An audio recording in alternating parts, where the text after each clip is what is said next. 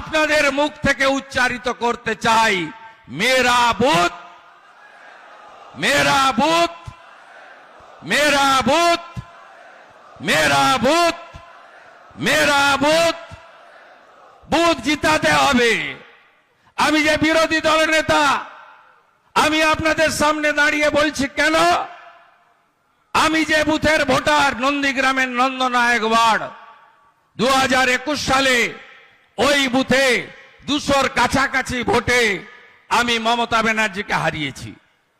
ওই বুথে 2023-এর পঞ্চায়েতে ভারতীয় জনতা পার্টি পদ্ম চিহ্ন নিয়ে আমার এক বোন জিতেছে। ওই বুথে 2024 সালে ভারতীয় জনতা পার্টির তমলুকের প্রার্থী অভিজিৎ গাঙ্গুলি প্রায় 200-র কাছাকাছি ভোটে তৃণমূলের থেকে এগিয়ে আছে। তাই বুথ যদি মজবুত করতে পারি, শক্তি কেন্দ্রকে যদি জেতাতে পারি, তাহলে এই নির্বাচনে আমরা জিতব। আপনাদের অনেক ত্যাগ তিতিক্ষা আপনাদের দেখেই আমি 20 সালে 6 বছর আগে দলে এসেছি।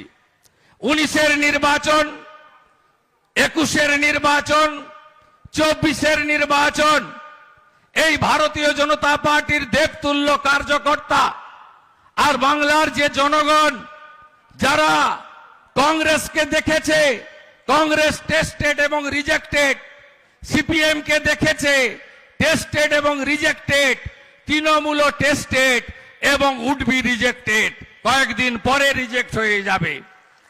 এই বাংলায় যারা মনে করে যে একমাত্র বিশ্বাসযোগ্য নির্ভরশীল বিকল্প হচ্ছে ভারতীয় জনতা পার্টি, কারণ একজন বাঙালি ভদ্রলোক জনসংঘ তৈরি করেছিলেন, তার নাম ডক্টর শ্যামাপ্রসাদ মুখার্জি, যা পরবর্তীকালে অটল বিহারী বাজপেয়ীজি, লালকৃষ্ণ আদবানীজিদের নেতৃত্বে ভারতীয় জনতা পার্টিতে তৈরি হয়েছে।